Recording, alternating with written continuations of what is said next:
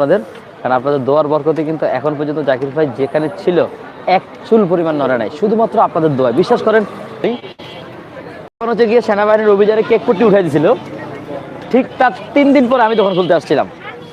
দোকান খুলতে যখন আসি, আমি যখন খাবার নিয়ে আসতেছিলাম, হঠাৎ করে আমার গাড়ির সামনে, মানে আমার ভ্যানের সামনে একটা লাল গাড়ি এসে দাঁড়া করাইছে। আমি খুব ভয় পেয়ে গেছি, কিরে কোনো চাপটা দিল নি বা কিছু কোনো সমস্যা হলো নি, গাড়ি হঠাৎ করে আমাদের গাড়ি আটকেলো কেন। এখন ওখান থেকে একটা আন্টি আমার নামে বলতেছে, মাথায় হাত তুলে দিয়ে দোয়া করতেছে যে তোমার জন্য দোয়া করলাম যাতে তোমার জায়গাটা যাতে থাকে। আমি সবসময় নামাজে বসলে তোমার জন্য দোয়া করি। চিন্তা করেন, আমি মানুষের চিনি না, জীবনে কখনো দেখিও নাই, সে মানুষের নামাজে আমার জন্য দোয়া করে। এরকম কত হাজার হাজার আমার মা বোনেরা আছে যে আমার জন্য দোয়া করে।